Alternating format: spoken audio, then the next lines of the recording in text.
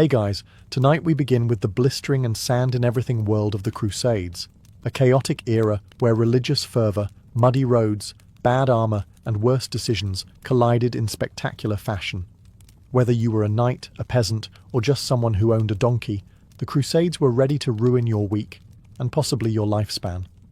So before you get comfortable, take a moment to like the video and subscribe, but only if you genuinely enjoy what I do here. And let me know in the comments where you're tuning in from, and what time it is for you. It's always fascinating to see who's joining us from around the world. Now, dim the lights, maybe turn on a fan for that soft background hum, and let's ease into tonight's journey together. So, you've heard a sermon. A loud, passionate, vaguely threatening sermon delivered by a man in robes shouting about sin, salvation, and how Jerusalem is, technically, everyone's business. You're not exactly sure where Jerusalem is. Somewhere east of France? South of your pig farm? You nod anyway. The Pope himself has declared that anyone who joins the crusade will receive full forgiveness of sins. That sounds like a good deal, especially after what you did last spring behind the mill house. You didn't think God saw that, but apparently he keeps receipts. Also, let's be honest, you're bored. You've ploughed the same field for 14 years. Your diet consists entirely of barley, onions, and whatever didn't escape the stew pot. Someone mentions eternal glory, and frankly, that sounds better than milking goats in the rain again. So you sign up, or rather, you get roped in during a tavern conversation that escalates into a holy oath after 3 mugs of weak ale and a misplaced sense of invincibility.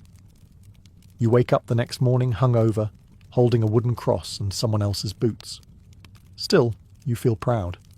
You're now officially a crusader. You've got a patch sewn onto your tunic, a blessing from a priest, and the vague idea that all of this will end with you being showered in gold and gratitude. You've also been given exactly no military training, no map. And your armor? You don't have any. You were told to bring what you can, so now you're armed with a kitchen knife, a frying pan, and whatever's left of your dignity. Your neighbour Gerald brought a rake and a really aggressive attitude. You tell your family you're leaving in the name of God. They ask if God will be feeding you along the way. You laugh. You shouldn't have. Because you are now part of one of the most disorganised, poorly planned mass movements in human history. You're marching thousands of miles with no logistics, no reliable supply line, and more spiritual confidence than common sense. And you haven't even left your village yet.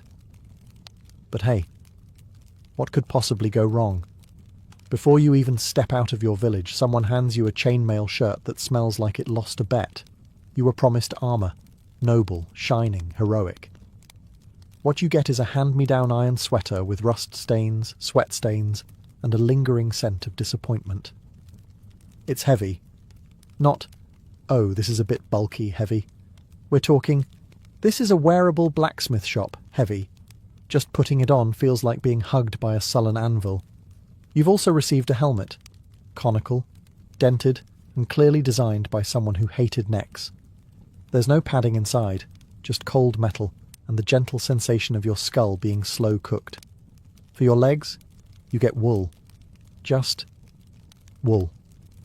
There are no armoured greaves unless you're wealthy or very lucky. You are neither. You wrap your legs like a sad present and hope it absorbs some of the pain from the thousands of rocks you're about to step on. And footwear? If you're expecting boots of hardened leather and heroism, think again. You're wearing worn-out turn shoes, soft leather slippers that barely protect you from mud, let alone battlefield conditions. Within the first mile, you've got a blister that's thinking of opening its own church.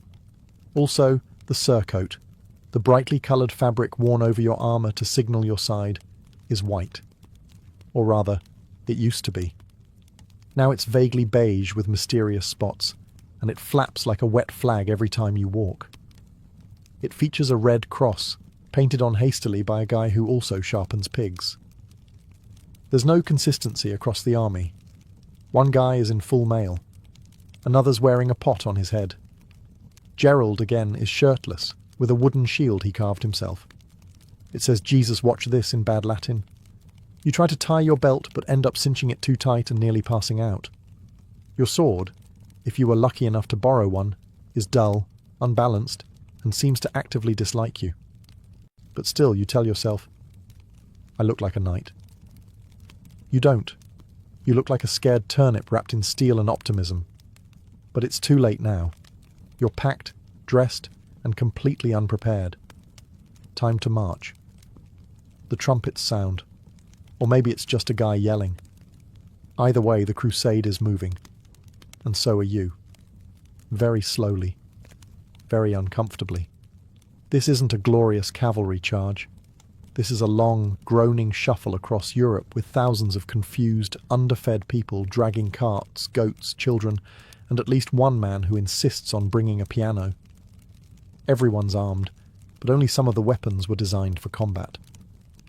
One man is marching with a pitchfork. Another has tied a hammer to a broomstick and calls it God's toothpick. You've barely left the village, and your shoulders already feel like they've been cursed. The chainmail digs into your neck. Your boots are turning your feet into soup, and your pack, containing exactly 2 onions and an old biscuit, weighs more with every step. Someone sneezes behind you. You consider fleeing. Then there's the noise. Everyone's talking, arguing, praying, singing, or coughing. A nobleman rides past and yells something inspirational like, "Forward, men!" before disappearing for the rest of the day. Meanwhile, you trip over a rock, sprain your dignity, and get stepped on by a passing donkey. The sun is out. It's cheerful. You are not. You're sweating in places you didn't know had sweat glands.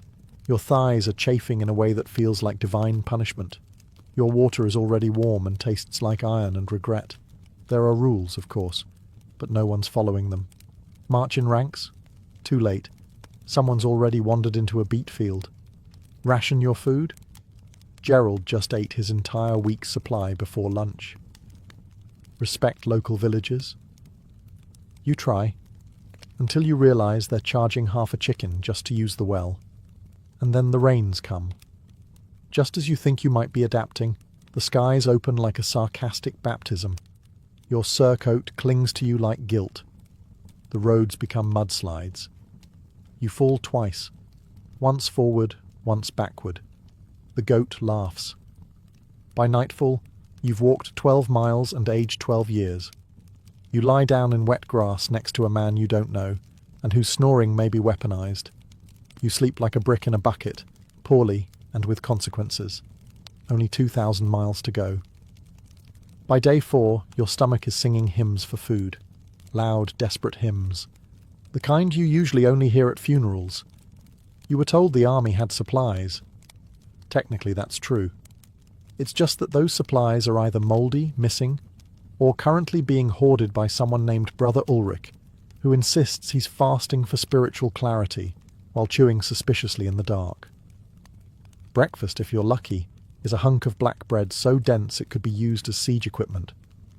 You chew it for 20 minutes, make no progress, and end up just sort of gnawing until your teeth get bored. Your companion claims his bread has a nail in it. No one is surprised. Lunch is worse.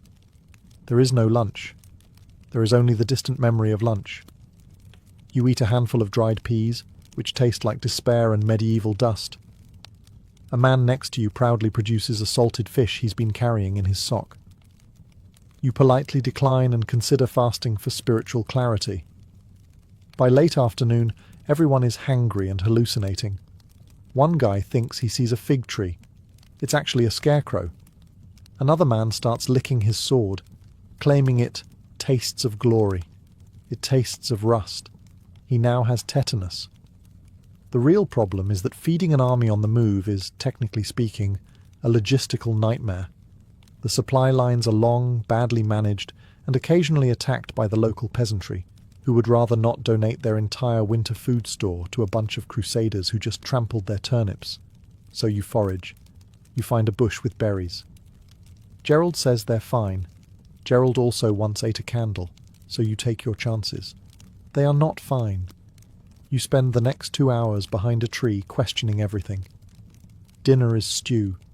Glorious, mysterious stew. No one knows what's in it. Everyone eats it anyway. You find something chewy. You do not ask questions. Someone claims it's rabbit. Someone else says boot leather. Both are plausible. By nightfall, you're full. Not of food, just of regret. You dream of bread that doesn't fight back and cheese that isn't green on purpose. You've never missed your mother's onion soup more, and it's only day 4. At this point in the journey, it's official. You smell like a combination of wet iron, regret, and something you hope isn't fungal. Hygiene, once a noble goal, has now been demoted to a vague memory, like clean socks or personal boundaries. You haven't bathed in over a week. Neither has anyone else. You know this because the entire crusading force has started to develop what historians call a strong collective aroma. You're all one big walking cheese wheel of sweat, dust, and medieval body odour. There's no soap. If someone claims to have soap, they're lying, or they've carved it from tallow and self-delusion. You do have water, occasionally, but it's mostly reserved for drinking or pouring on open wounds while screaming. Washing your body with it? That's a luxury reserved for nobles and people with significantly fewer blisters.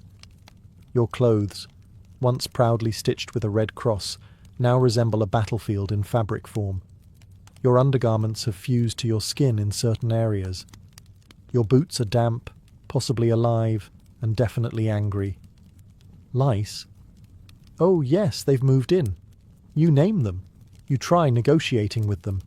They are winning. One knight is convinced his helmet is haunted. It's just head lice throwing a party. You start itching at night. Everyone does. It becomes the unofficial marching rhythm. Scratch, scratch, shuffle, groan. You briefly consider bathing in a river. You approach the water and realize it is freezing, filthy, and already occupied by someone crying into their underpants. You nod respectfully and walk away. And bodily functions? There are no latrines. You go where you can, behind bushes, under wagons, or just wherever dignity officially gives up. Privacy? Absolutely not. You now have eye contact stories with strangers you'll never forget. There's one guy, nobody knows his name, who somehow manages to remain clean. His armour gleams, his face is clear, he smells like lavender. He is either a miracle or a hallucination. Either way, you hate him deeply. You start to dream of soap, of bathtubs, of dry feet. But mostly, you dream of a breeze that doesn't smell like 30 men and one regrettable stew. You're not clean. You're not even close. You're crusade clean. You thought enemies with swords were your biggest problem. Nope. It's the guy 3 rows back who just coughed something biblical into the air. Welcome to the real crusade, surviving your fellow crusaders' immune systems. Medieval medicine is less science and more interpretive dance with herbs. If you fall ill, you can expect one of 3 treatments: prayer, bleeding, or being told to walk it off. Spoiler, none of these work, especially when what you've got is spreading faster than gossip at a monastery. It starts innocently enough. A sniffle here, a cough there. Someone throws up behind a bush. Everyone pretends not to notice. By the next day, 5 more are coughing. Gerald has developed something alarming and purple on his neck. He insists it's just a heat rash. You begin planning your own funeral. Tents quickly become infirmaries, or as they're known on the Crusade, places where hope goes to wheeze quietly. The healers are overwhelmed. Their main tools are cloth bandages, leeches, and conviction. Sometimes they burn herbs. Sometimes they just wave them near your face and hope you improve out of sheer awkwardness. And the symptoms are not subtle.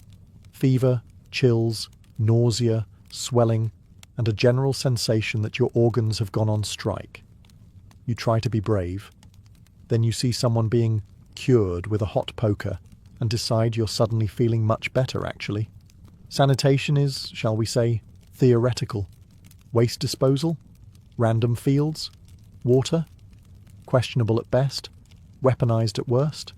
You refill your flask from a stream, only to spot 3 horses upstream using it as a toilet. You drink it anyway. Hydration is hydration. The priests say it's a test from God. The knights say it's the devil. The barmaid who tagged along for some reason says it's because no one ever washes their hands. She is immediately ignored, obviously. You try to keep your distance from the sick until you realize everyone is sick, including you. Your throat burns. Your stomach is sending mixed messages. You consider your chances of survival and remember your last bath was last month. The math is not in your favor. And the worst part? You still haven't fought anyone yet. You're losing a war to soup germs. You've been marching for days, hungry, itchy, mildly diseased. And now you're expecting a warm welcome from the towns and villages along the way. Spoiler, you won't get it. The locals are less than thrilled. In fact, they look at your crusading party the same way a shepherd looks at wolves wearing crosses. Suspicious, tense, ready to hide the livestock. From their point of view, you're a moving catastrophe. Thousands of unwashed strangers shouting in broken Latin, trampling crops, borrowing everything that isn't nailed down, and singing war hymns at midnight like tone-deaf demons. You're not a holy army. You're a walking plague parade. You stop at a town hoping to trade for food. The villagers bar the gates. The local bishop peeks out from a tower and makes the sign of the cross. On you. A monk offers a single cabbage in exchange for you leaving faster. Language barriers don't help. You try asking for water, but accidentally demand someone's wife. You attempt to explain your holy mission and somehow end up proposing to a goat. The goat is not interested. Negotiations break down quickly. If you do manage to get inside a settlement, it's usually followed by price gouging, staring, and someone making passive-aggressive comments about your odour. You buy bread that's older than your shoes, and ale that doubles as varnish. Someone gives you directions to Jerusalem.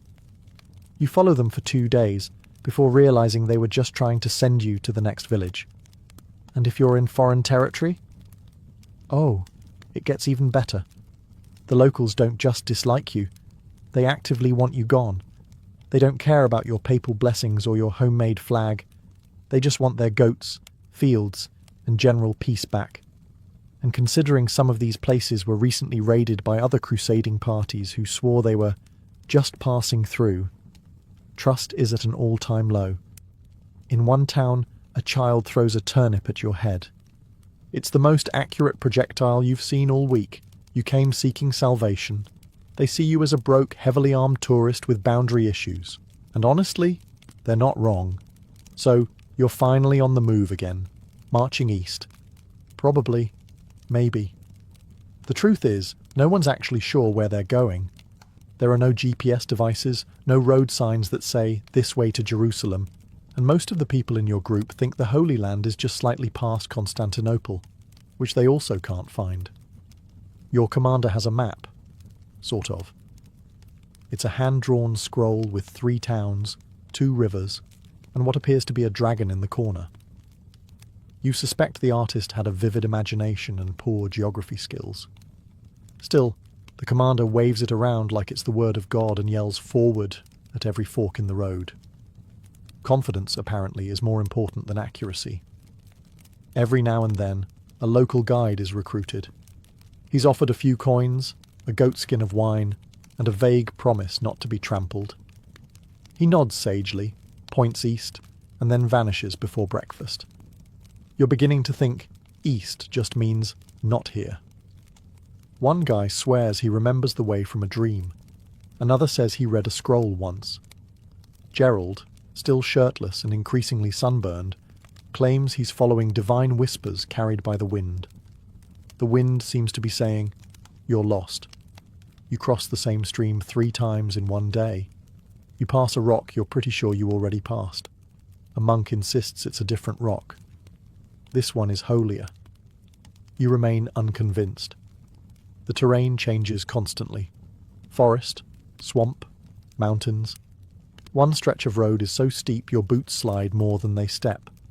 Half the army is now walking sideways like confused crabs. Spirits are low. Feet are lower. And then someone says the worst thing imaginable. I think we took a wrong turn. You're hundreds of miles from home, surrounded by people who think cartography is a kind of pastry, and no one wants to admit they're lost. So you keep marching, proudly, aimlessly, faithfully. Every direction leads somewhere, whether it's Jerusalem, a Byzantine outpost, or another unfortunate goat village is anyone's guess. But onward you go, fueled by divine purpose, stale bread, and the collective refusal to admit you're walking in a very large circle. You thought it would be glorious.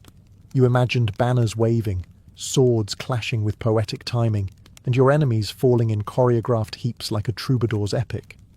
What you actually get is dirt in your mouth, noise in your soul, and a deeply unsettling realization that no one knows what they're doing. The first thing you notice is the screaming, not just from the enemy, not just from your side, from everyone, you included.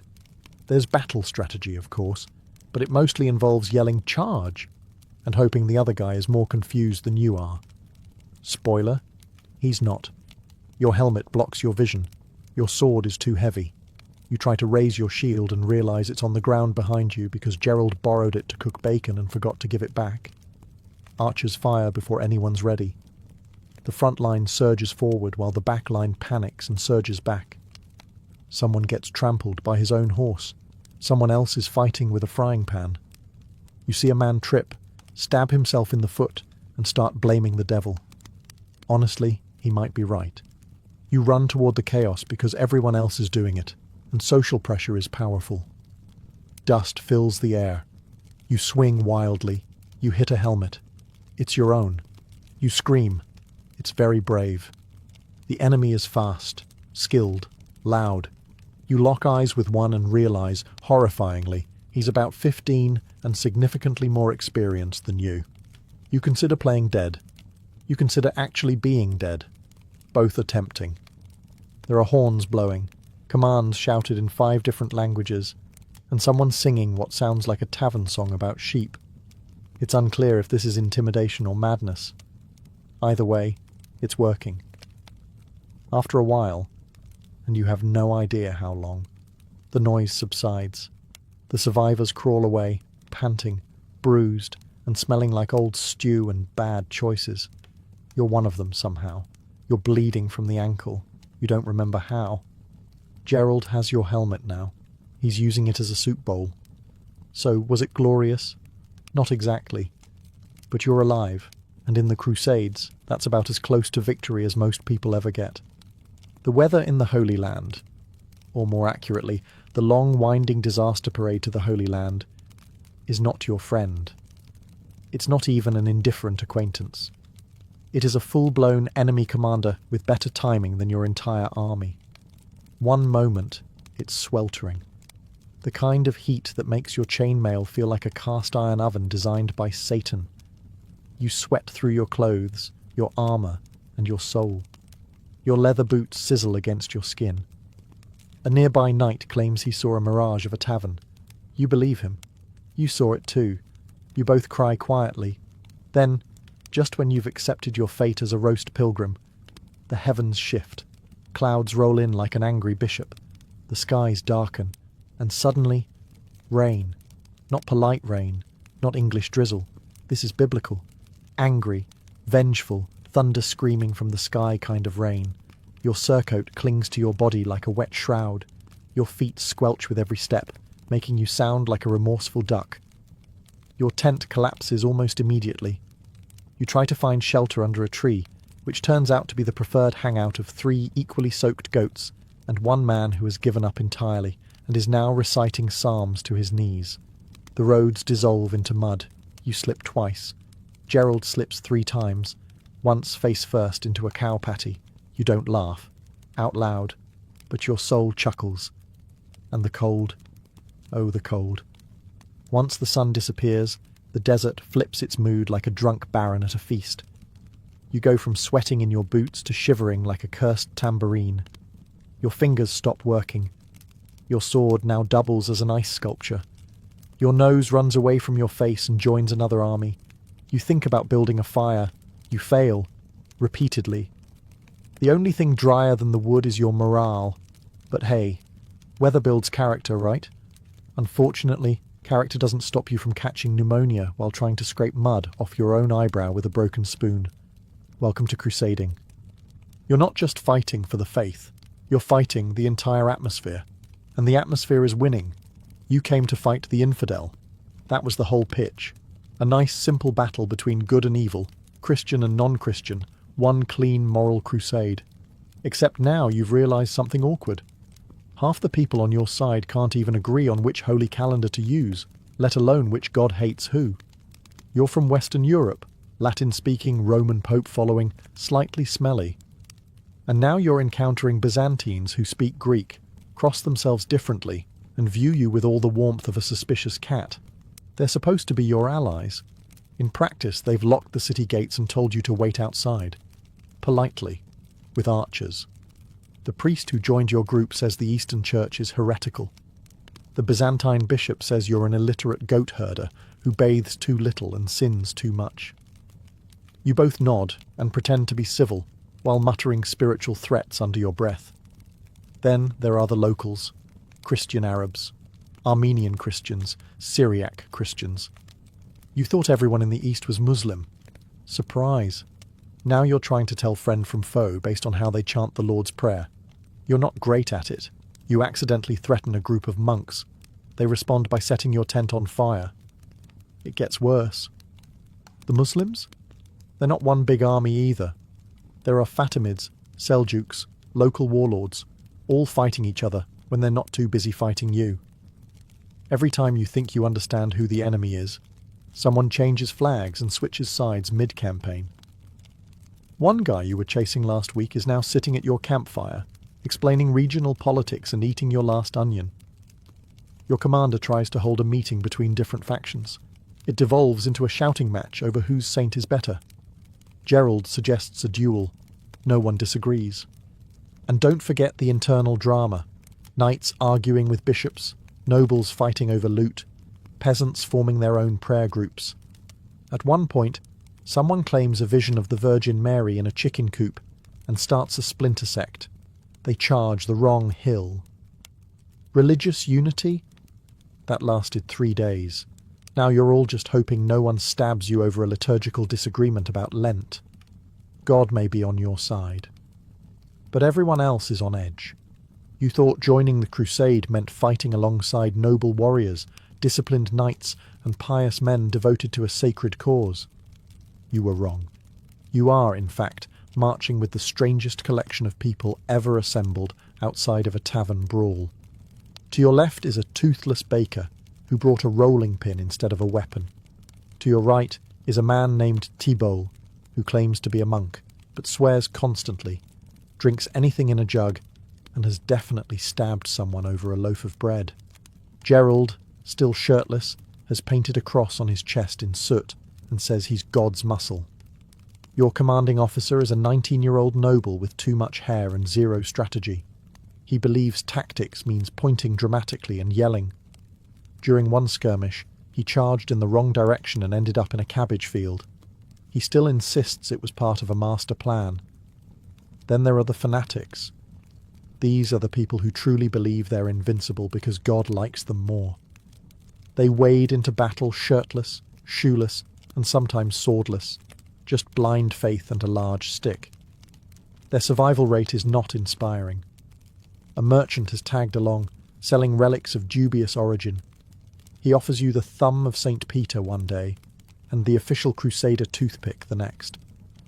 Both appear to be twigs. There's also a band of children. Yes, actual children. No one's quite sure where they came from or who invited them, but they've been marching for weeks and somehow have better morale than the rest of you. At night, your fellow crusaders sing songs, argue about scripture, and get into brawls over who stole whose crust of bread. One man has declared himself Bishop of the Tents, and now gives daily sermons from atop a barrel. His theology is questionable, his balance worse. The only thing that unites this group is mutual suffering and a vague, increasingly confused goal of getting somewhere holy without dying. You don't know who's crazier, your enemies or the guy beside you who's fashioned a spear out of a soup ladle. But one thing's clear. You're not in good company. You're in weird company. And weird company gets lost. Together. At long last, you've reached your destination, or at least a city that looks like it might be important enough to storm. There are walls, tall ones, thick ones. Behind them, people who clearly don't want you there. So naturally the order is given. Lay siege! It sounds glorious in theory. In practice, it's medieval camping with weapons and way more diarrhea. Your army sets up outside the city, just out of arrow range, you hope, and settles in for what could be days, weeks, or the rest of your natural life. The plan is to wait them out. You just forgot to bring food, sanitation, siege engines, or literally anything useful. Someone tries to build a catapult. It collapses instantly. A battering ram is fashioned from a tree, 4 ropes, and enthusiasm. It lasts 10 minutes before being set on fire by the defenders, who are clearly much better at this. You dig trenches. You build towers. You complain a lot. Then you realise the people inside the city are doing fine, waving at you from their high walls while munching olives and occasionally throwing insults, and possibly waste, over the side. It rains. Everything is mud. Your socks dissolve. Your tent leaks. Your stew tastes like rope and betrayal. Gerald catches a rat and names it dinner. Gulm. Morale is at an all-time low, mostly because someone tried to play the lute last night and it sounded like a goat drowning in wine. And then there's the smell. Thousands of unwashed soldiers, rotting food, and the occasional dead horse. It's the sort of scent that could peel paint off a relic. The local priest says the odour is a test of faith. You think it's a biohazard. You finally try to storm the walls. Ladders are thrown up. Arrows come down. You climb 2 rungs, scream, fall off, and land on someone who was just about to surrender anyway.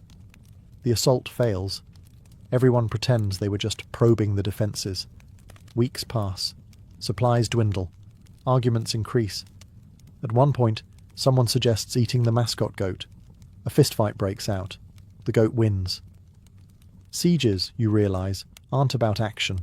They're about boredom, bad smells, and desperately trying to remember why you came here in the first place.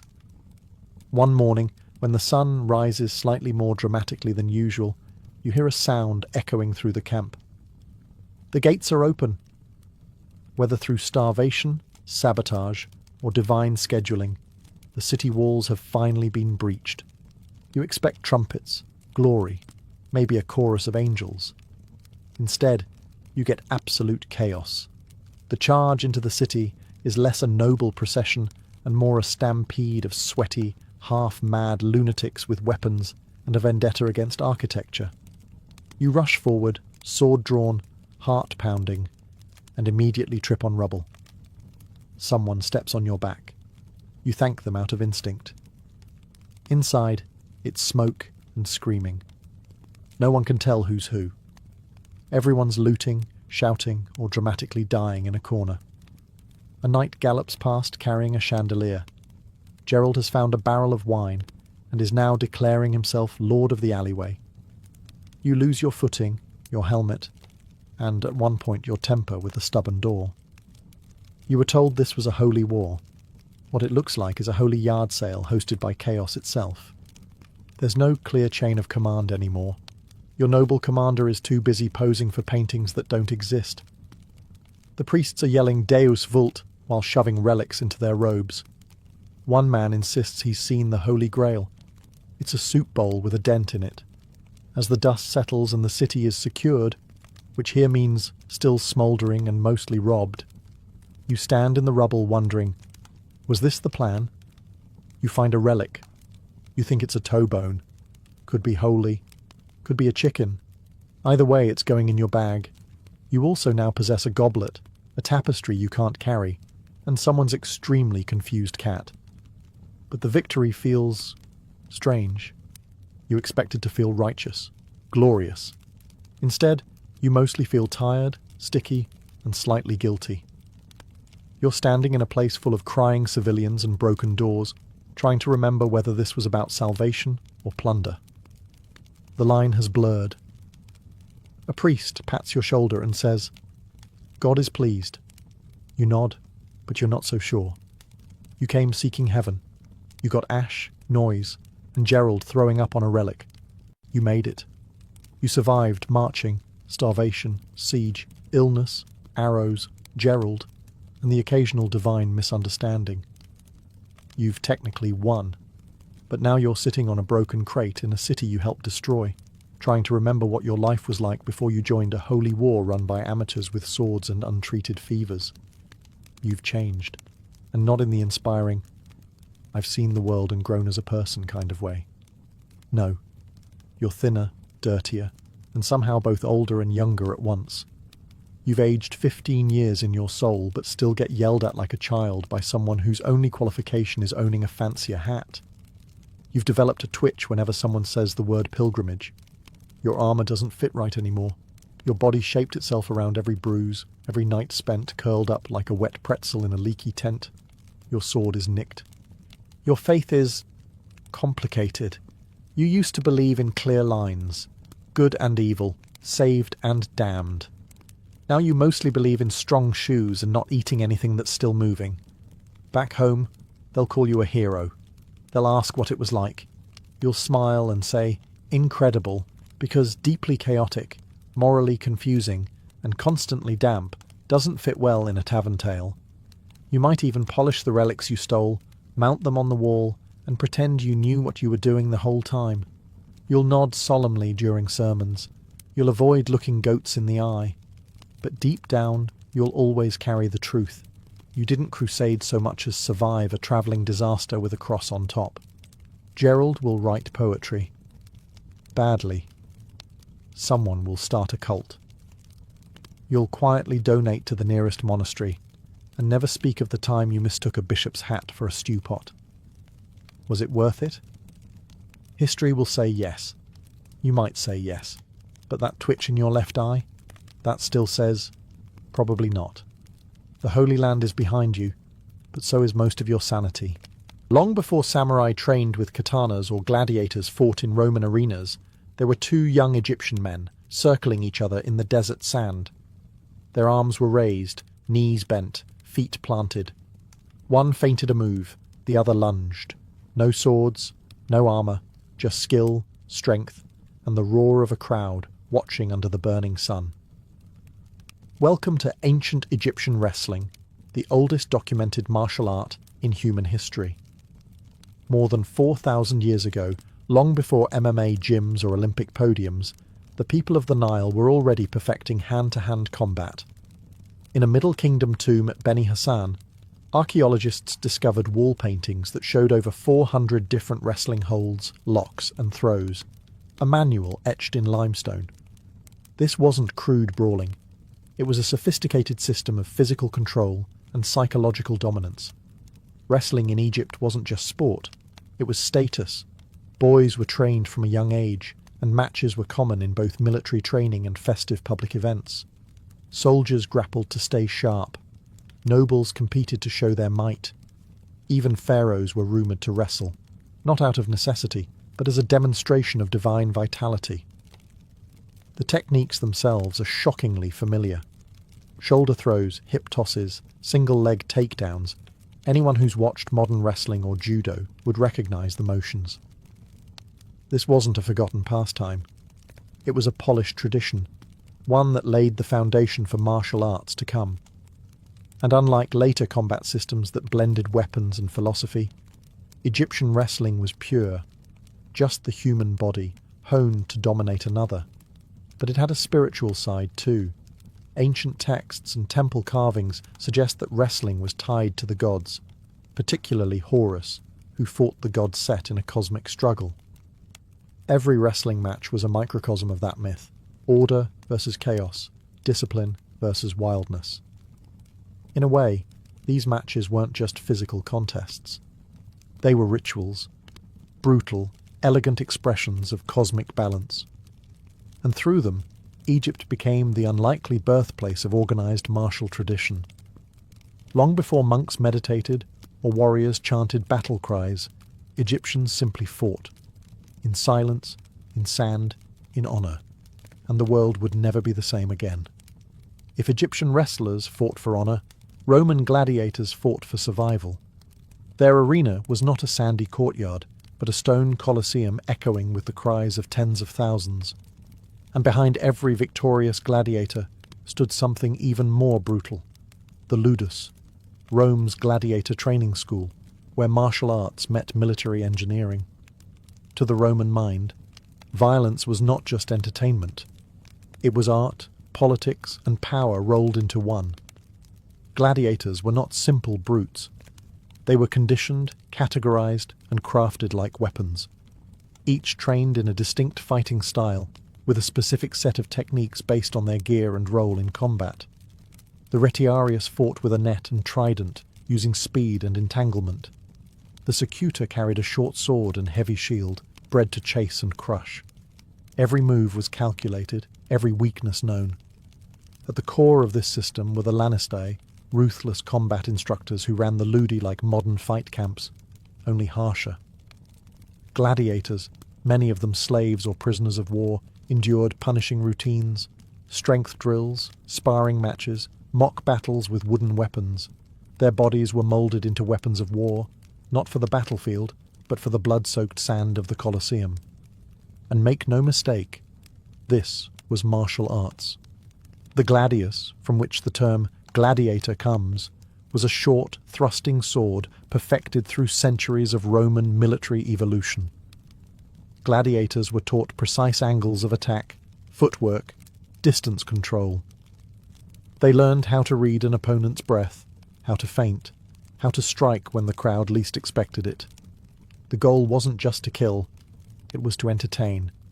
But it wasn't all cruelty.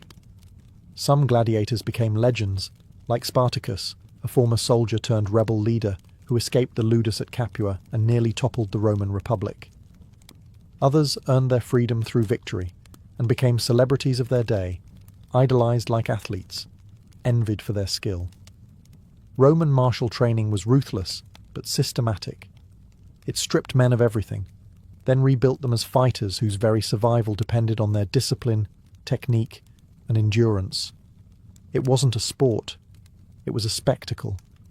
And every arena was a battlefield where ancient martial tradition was written in sweat, sand, and blood. Long before Kung Fu dazzled the world or Judo became an Olympic sport, a hidden martial tradition thrived in the lush southern lands of India. Its name was Kalaripayattu, and it wasn't just a martial art. It was a sacred practice, a warrior's yoga, and a form of living theatre passed down through millennia.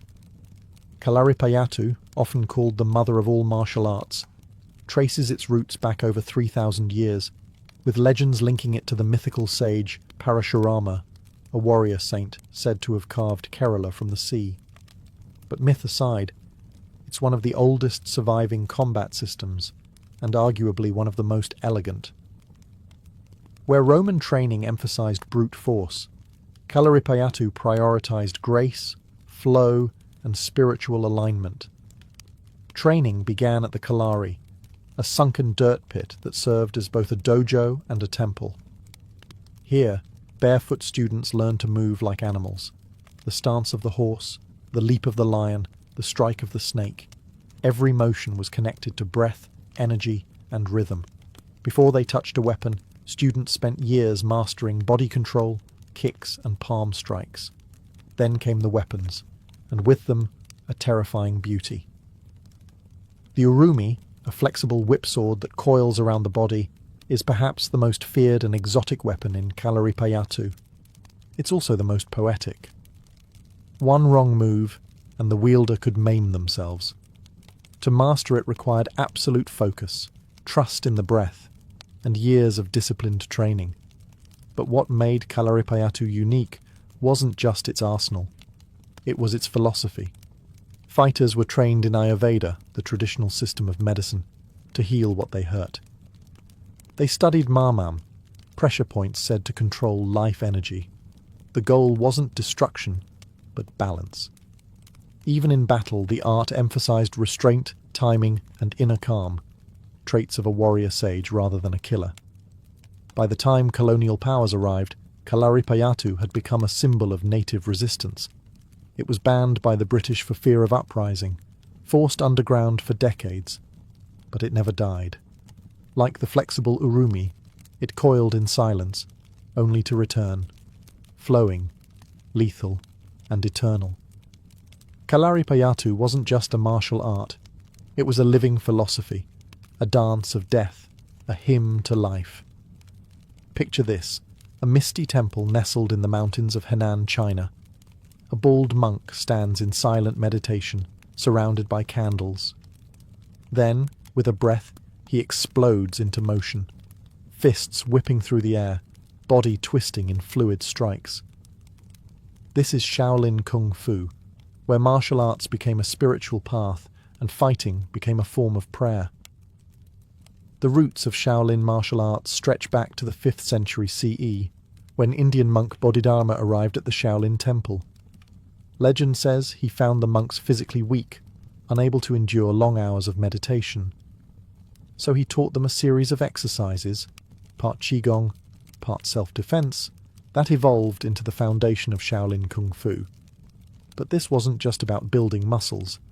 At Shaolin, every movement had a purpose and a philosophy. The body and mind were one. A punch wasn't just a strike, but an expression of inner clarity. A block wasn't resistance, but redirection. Zen Buddhism encouraged non-attachment, even in combat. To fight with anger was to lose. True mastery meant conquering the self. Training was brutal. Monks practiced stances until their legs trembled, struck trees to condition their limbs, and balanced on poles to improve focus. They learned to mimic the movements of animals: tiger, crane, snake, leopard, and dragon. Each style had its rhythm, strategy, and symbolism. The tiger crushed.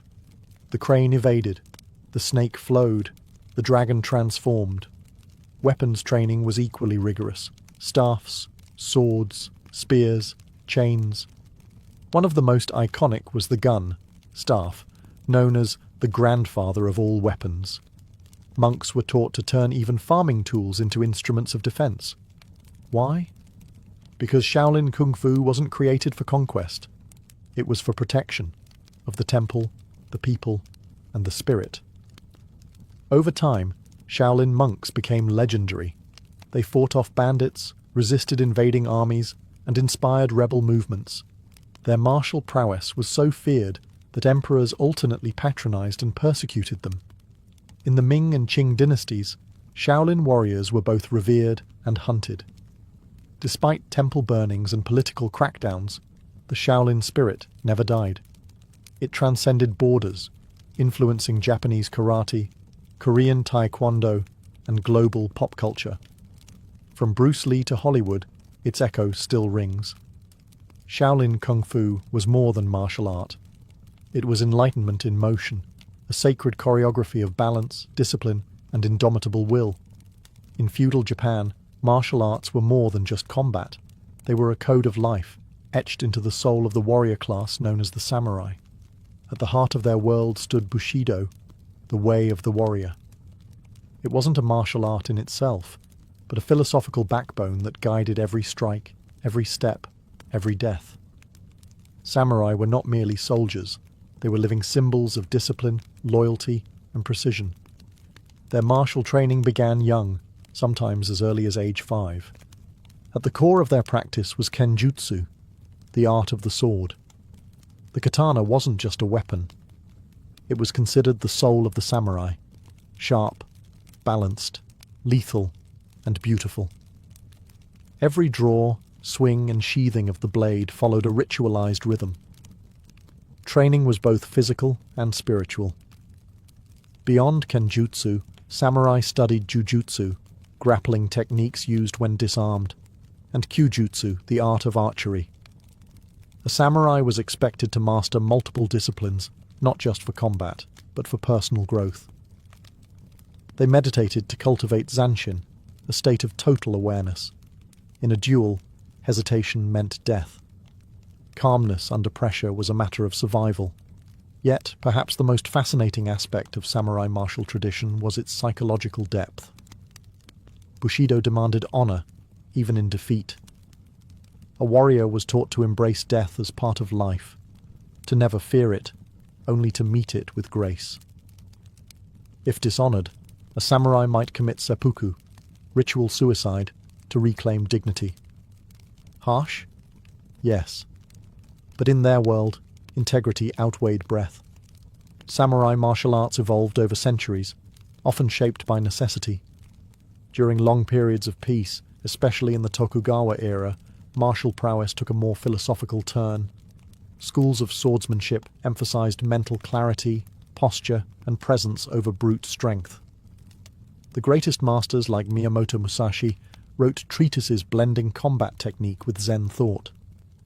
His Book of Five Rings remains a cornerstone of martial philosophy to this day. In time, the age of the samurai faded, but their martial traditions lived on, morphing into modern kendo, aikido, and even influencing business ethics in Japan. Today, the samurai spirit survives not just in dojos, but in literature, film, and the quiet discipline of those who still walk the warrior's path. For the samurai, martial arts were not about victory. They were about becoming worthy of the sword you carried.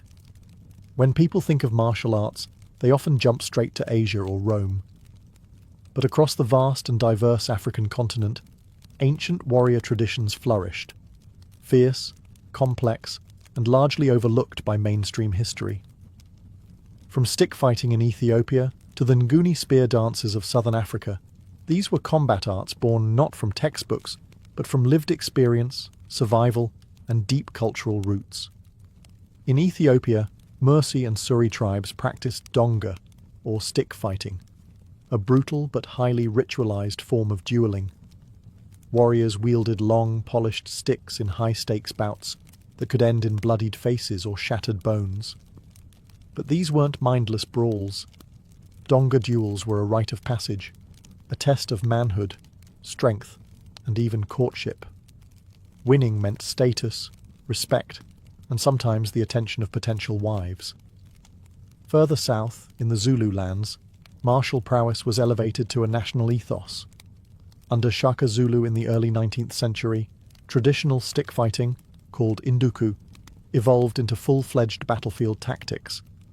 Shaka revolutionized African warfare by replacing throwing spears with short stabbing spears, training warriors in close combat formations.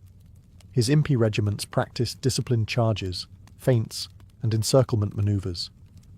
Their footwork, shield work, and group coordination rivaled anything seen in Roman legions. But these African martial traditions weren't just about fighting. They were deeply embedded in culture. In Angola, Ngolo was a fluid, acrobatic martial art rooted in dance and ritual. With spinning kicks and evasive movements, it resembled a graceful battle. And it didn't stay in Angola. Enslaved Africans carried Ngolo across the Atlantic, where it evolved into capoeira in Brazil, one of the world's most unique martial arts. Throughout Africa, warriors also used rhythm, music, and performance in their training. War dances served dual purposes, to intimidate enemies and to psych up the body. Movements mimicked animals, spirits, or ancestors. Combat wasn't just a physical act, it was a connection to heritage, identity, and the divine. Though many of these traditions were suppressed during colonial rule, they never disappeared. Today, across African villages and modern gyms alike, these arts are making a quiet comeback. Not just as fighting systems, but as cultural treasures. African martial arts remind us that the warrior's path is not defined by fame, but by resilience, community, and memory. When you think of Vikings, you might picture horned helmets, historically inaccurate, wild beards, and blood-soaked raids. But behind the Hollywood chaos was a cold, calculated system of martial training rooted in survival, discipline, and brutal efficiency. The Norse weren't just raiders. They were trained warriors with a deep respect for combat, and a mythology that made dying with a sword in hand the highest honor. Viking martial arts didn't take place in polished dojos or elegant temples. Training happened in longhouses, clearings, and on frozen battlefields. Young Norse boys were raised with one purpose: to become strong enough to defend their clan, conquer new lands, and earn a name worthy of the sagas. Combat training started early, using wooden weapons for drills, and eventually progressing to steel. The sword, axe, and spear were the primary tools of Viking warfare. While their short swords were useful for close combat, it was the bearded axe, versatile, heavy, and terrifying, that became their trademark. Vikings learned how to hook shields, disarm opponents, and land killing blows with ruthless precision. There was no style for style's sake. Every move had one purpose: end the fight.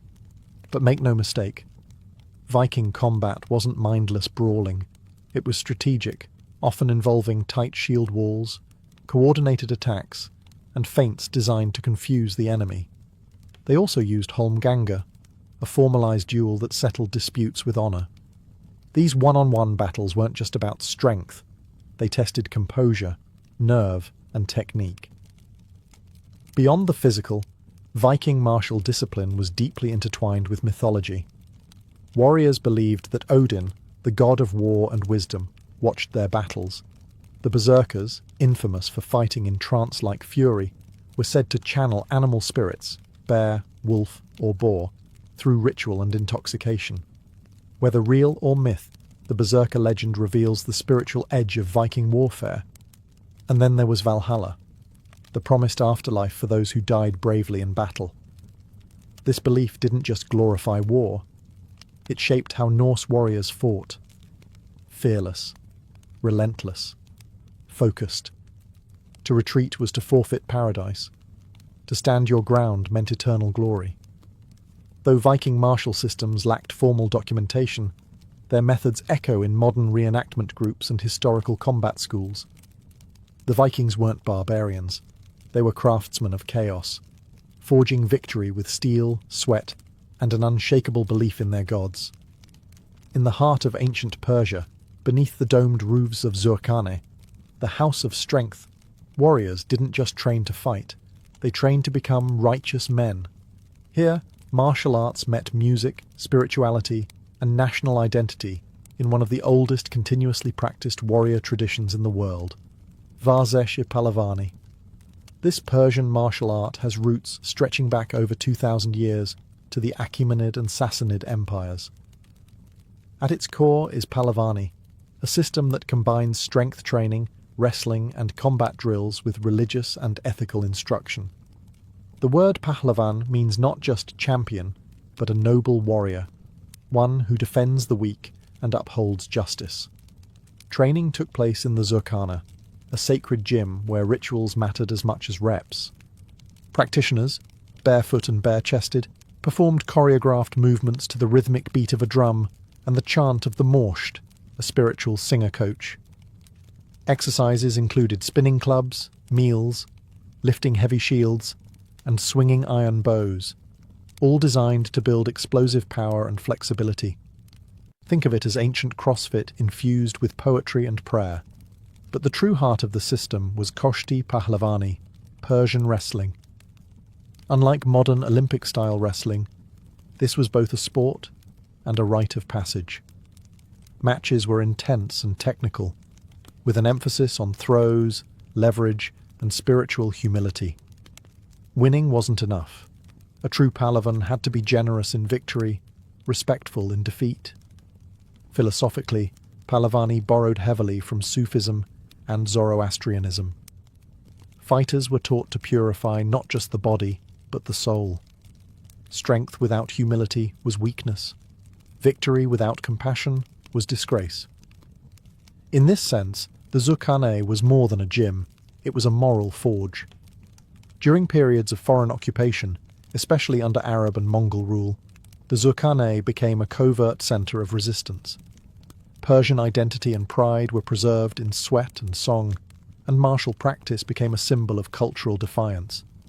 Today, Varzeshi Pahlavani still survives, officially recognised by UNESCO as a piece of intangible cultural heritage. Modern practitioners may wear track pants instead of loincloths, but the spirit remains. In Persia, the strongest warrior wasn't the one who struck the hardest. It was the one who trained hardest, lived nobly, and lifted others with every step. From the dusty tombs of Egypt to the mountainous temples of Shaolin, from the icy fjords of Scandinavia to the sun-baked zurkhanehs of Iran. Ancient martial arts were never just about war. They were blueprints for how to live, how to die, and how to carry oneself with purpose. And even though empires have crumbled and swords have rusted, their echoes still resonate in the modern world, often in ways we barely notice. Walk into a mixed martial arts gym today, and you'll see the DNA of these traditions in every corner. Wrestlers shoot for takedowns like their Egyptian ancestors. Striking coaches teach spinning kicks reminiscent of kalaripayattu. Fighters train with the same intensity that once forged gladiators and samurai. The packaging may be new, but the principles, discipline, timing, balance, are as old as civilization itself. Beyond the ring, martial arts have become a global language. In schools and temples from Tokyo to New York, millions practice karate, taekwondo, kung fu, and capoeira, not just for combat, but for confidence, clarity, and community. What began as warrior rites has evolved into forms of therapy, meditation, and even cultural diplomacy. Many ancient traditions have also undergone revival. Indigenous African combat arts like Ngolo and Donga are being preserved by historians and practitioners determined to reclaim their cultural roots. In India, kalaripayattu is enjoying a renaissance, with practitioners blending ancient movements with modern fitness. Shaolin monks now tour the world, performing feats that once guarded monasteries from invaders. But perhaps the most profound legacy of ancient martial arts is their philosophy. The idea that strength must be matched by humility, that victory is meaningless without virtue, that the true enemy is often within. In a world increasingly obsessed with speed, spectacle, and instant gratification, these age-old systems remind us to slow down, breathe, and train with intent. Technology may have changed how we fight. Drones, guns, machines, but it hasn't changed why we train. The desire to master the body, still the mind, and walk the path of the warrior remains universal. So whether you're sparring in a gym, shadowboxing in your living room, or simply navigating life's daily battles, know this: you are part of a tradition older than kings, deeper than empires, and stronger than steel. The art lives on, because the warrior never truly dies. In ancient Egypt, beauty wasn't vanity, it was virtue. The Egyptians believed that outward appearance reflected inner harmony, and to be beautiful was to align yourself with Ma'at, the divine order of the cosmos. Cleanliness, scent, and adornment weren't optional. They were spiritual obligations. Each morning, both men and women engaged in detailed rituals of grooming and beautification. The desert sun was relentless, and the Nile's humidity unforgiving. So the Egyptians used unguents, creamy mixtures of animal fats, beeswax, and oils, not just to moisturize their skin, but to protect against harsh weather and disease. These balms were often scented with myrrh, frankincense, or lotus, fragrances thought to be pleasing to the gods. Perfume wasn't just for the living, it was applied to the dead to sweeten the journey to the afterlife. But no beauty regimen was complete without kohl. This iconic black eyeliner was made from galena, a lead-based mineral ground into fine powder and mixed with oils or animal fats. It wasn't just for allure. Kohl protected the eyes from sun glare and was believed to ward off evil spirits. Its application created the almond-shaped, mesmerizing gaze seen in countless temple carvings and royal portraits, from Cleopatra to the boy king Tutankhamun. Cosmetics carried spiritual weight. Colors held symbolic meaning. Green eyeshadow, made from malachite, symbolized rebirth and was associated with the god Horus. Red ochre was used on lips and cheeks to channel vitality, joy, and the goddess Hathor, patron of beauty and love. Even wigs were a statement, not just fashionable but hygienic, allowing the head to stay shaved and cool beneath elaborate headdresses of human hair, beads, and gold wire. Beauty was also status. The wealthier the individual, the more elaborate the makeup box. Elite women had cosmetic jars of alabaster, or faience, while commoners made do with pottery. Scented cones of wax were worn on wigs during banquets, slowly melting and releasing fragrance throughout the evening. A sensual fusion of hygiene, seduction, and opulence. To the Egyptians, beauty was eternal. You didn't just prepare your face for the living world, you adorned yourself for the afterlife. Because in Egypt, even the dead were expected to look divine. In ancient Greece, beauty was philosophy. Literally. The Greeks believed that physical appearance reflected moral character, and to be beautiful was to be kalos kagathos, noble and good. Sculptors carved gods with idealized proportions, not to flatter the gods, but to show mortals what perfection looked like. That same obsession with harmony and balance seeped into cosmetics and grooming. For Greek women, the ideal was fair skin, a sign of purity, status, and freedom from outdoor labour. Pale complexions meant you were wealthy enough to stay indoors. To achieve this, women applied white lead, a dangerous choice by modern standards, or a natural clay called simithion to lighten the skin. Some even used chalk or crushed pearls. It wasn't about vanity, it was about showing the world that you belonged to the elite class. Cheeks and lips were tinted with natural pigments, often made from red ochre, crushed berries, or the roots of the madder plant. Rouge gave the impression of vitality and youth, and lip stains, though subtle, hinted at sensuality without straying from social decorum. Greek beauty avoided extremes. A little colour was elegant, too much was scandalous. Eyes were defined with soot or charcoal. While not as dramatic as Egyptian kohl, this subtle lining enhanced the shape of the eyes and created a soft, shadowed look. Eyebrows were ideally joined, the famous unibrow, which was considered a mark of intelligence and purity. Women even darkened the space between brows with powders or painted it in with kohl. Hair care, too, was critical. Women lightened their hair with vinegar and sunlight, or used saffron to bring out golden hues, as blonde hair was associated with gods and heroes. Styles ranged from intricate braids to tightly wound buns, often decorated with ribbons, pins, or golden wreaths. Men, meanwhile, preferred well-groomed beards and curls, a balance between ruggedness and refinement. Greek beauty wasn't about decadence, it was about restraint, balance, and projecting inner virtue. Cosmetic use was discreet and purposeful, meant to enhance what nature gave you without appearing artificial. In public, a woman's modesty was paramount, but in private settings, especially during symposia and festivals, beauty could become a quiet form of seduction. In ancient Greece, to be beautiful wasn't to stand out, it was to embody the harmony of the gods. In ancient Rome, beauty was both a weapon and a performance. Unlike the restrained elegance of the Greeks, the Romans embraced cosmetics with boldness and flair.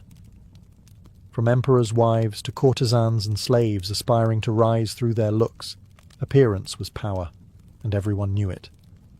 A flawless complexion was the Roman gold standard. Pale skin again signified status. It meant you didn't work outside. To achieve it, Roman women used a variety of whitening agents: white lead, chalk, and even crocodile dung mixed with vinegar. Some added powdered horn or oyster shells for an extra glow. Face masks made from honey, barley, or milk were popular among the wealthy, and beauty recipes circulated among the elite like prized secrets. Rouge and lip colour were in high demand.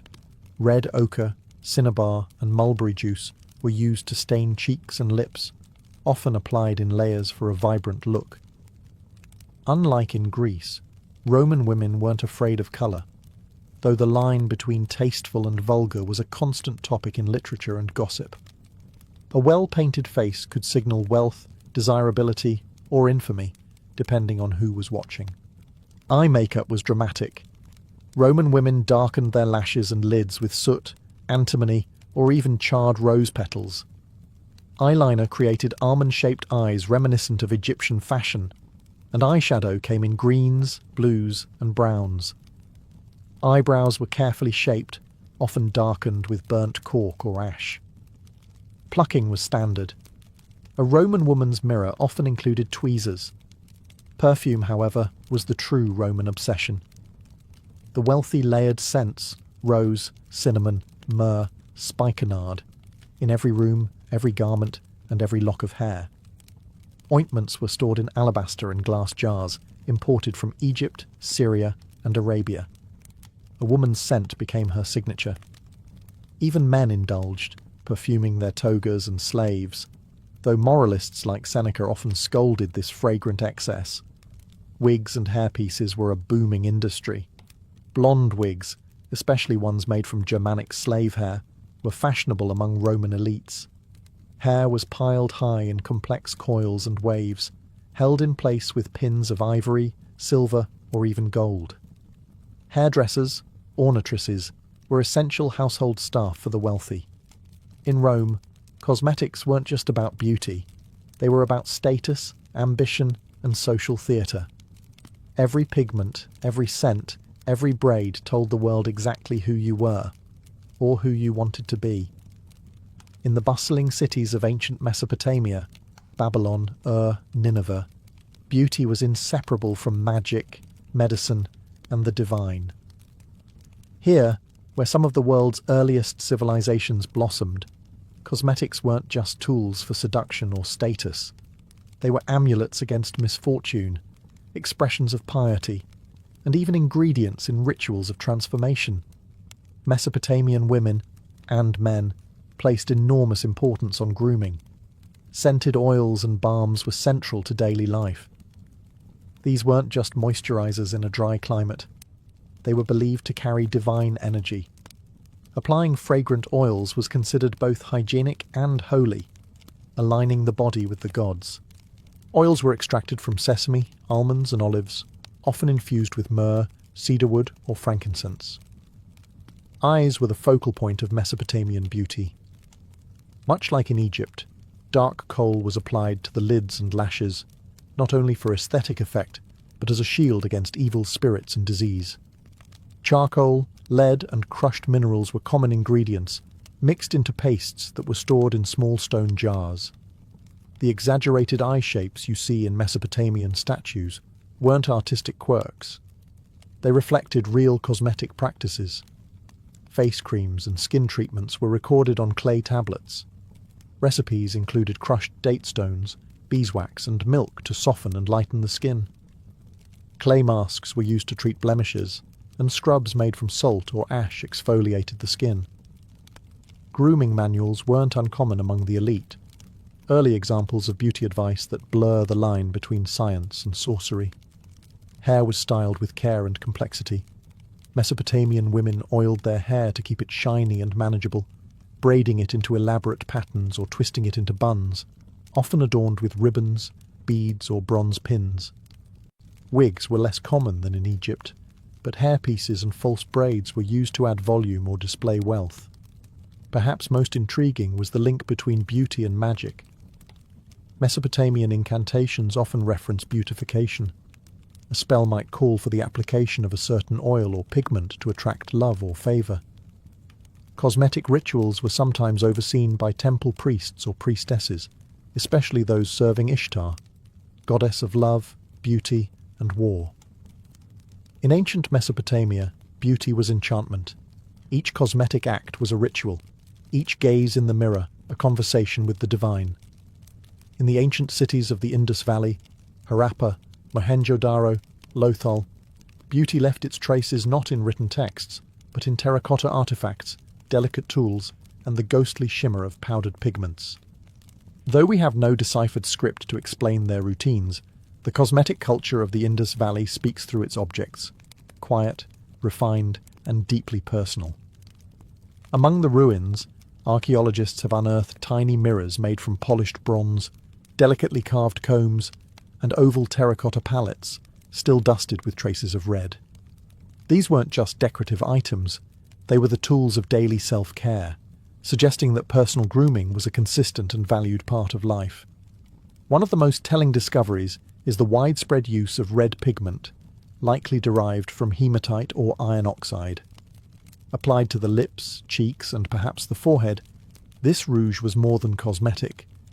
It may have signified fertility, spirituality, or marital status, much like the bindi in later Indian traditions. The colour red, sacred and vital, has always played a central role in South Asian aesthetics, and its origins may stretch as far back as the Indus civilization. Bathing was a communal ritual.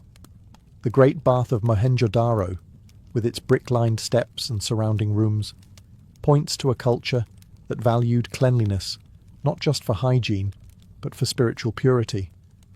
Oils, perhaps scented with local herbs like sandalwood, turmeric and vetiver, would have been applied before and after bathing to soften skin and calm the senses.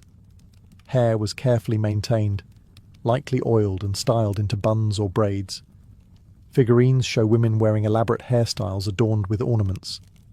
Some scholars believe the people of the Indus Valley used natural plant dyes like indigo or henna to colour hair and decorate the body, precursors to traditions still practiced across the Indian subcontinent today.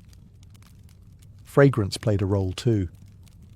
Though few written records survive, botanical evidence suggests the use of aromatic resins and herbs.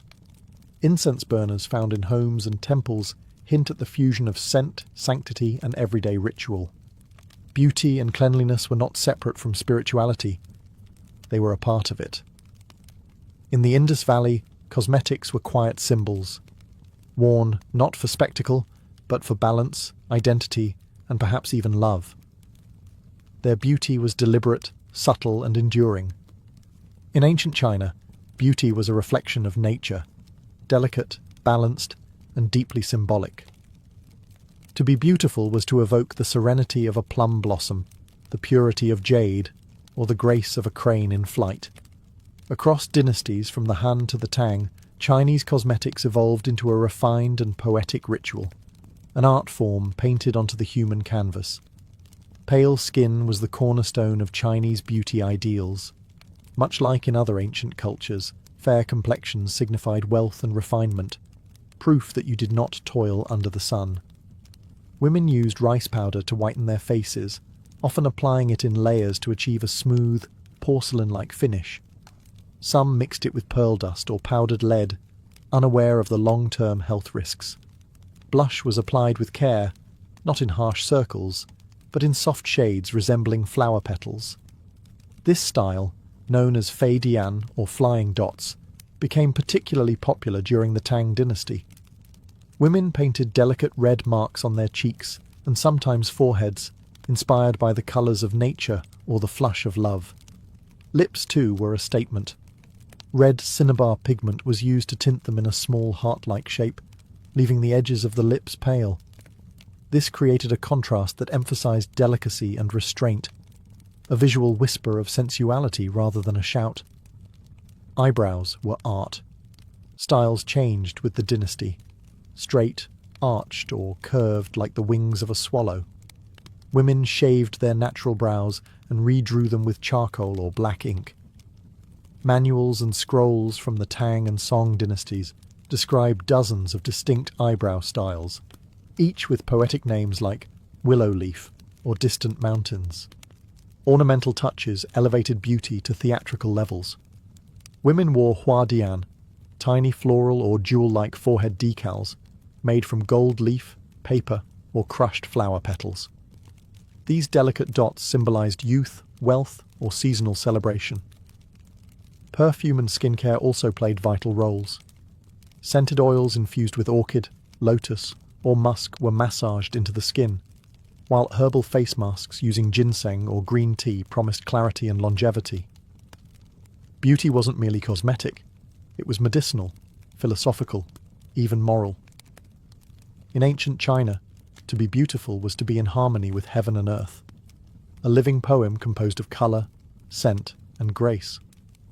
In ancient Mesoamerica, among the Olmec, Maya, and Aztec civilizations, beauty was vibrant, ceremonial, and inseparable from the spiritual world. Unlike in some ancient societies where cosmetics were confined to elite women, in Mesoamerica, both men and women adorned their bodies with meaning. Appearance wasn't just about attraction, it was about identity, ritual, and cosmic connection. The Mesoamerican palette came from nature. Red was the most sacred colour, symbolising life, blood, and the sun.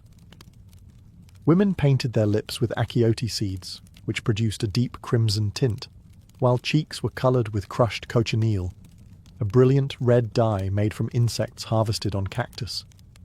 Black and white were used for contrast, contouring the face or framing the eyes with charcoal and powdered lime.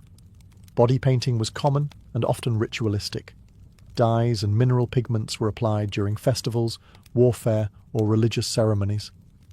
Warriors painted their faces to intimidate enemies and honour the gods. Priests painted their bodies with ash or chalk to purify themselves for sacrifice or ceremony. And young women wore subtle marks on their faces during courtship rituals, hinting at readiness for marriage. Perfume and fragrance held divine significance. The Aztecs were obsessed with flowers, xochitl, which they used not only in offerings but also in personal adornment. Fragrant blooms like marigolds, plumeria, and cacao flowers were woven into garlands or crushed into pastes and rubbed onto the skin. Copal, a sacred tree resin, was burned as incense and mixed with oils to scent the body before rituals. Hairstyles were deeply symbolic. Maya women wore long, thick braids coiled atop their heads or twisted into buns, sometimes adorned with jade beads or feathers. Aztec noblewomen used hairpieces, ribbons, and even gold dust to enhance their appearance. Men, particularly warriors, styled their hair according to their rank, with shaved patterns or elaborate knots indicating valour in battle.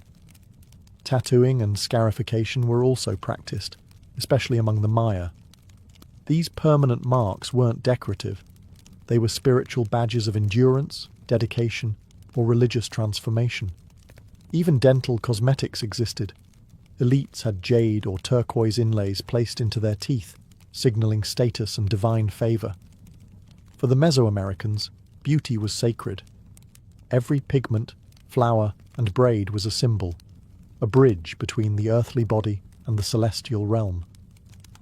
In the misty forests and windswept hills of ancient Europe, the Celts cultivated a vision of beauty that was both fierce and earthy, wild yet intentional.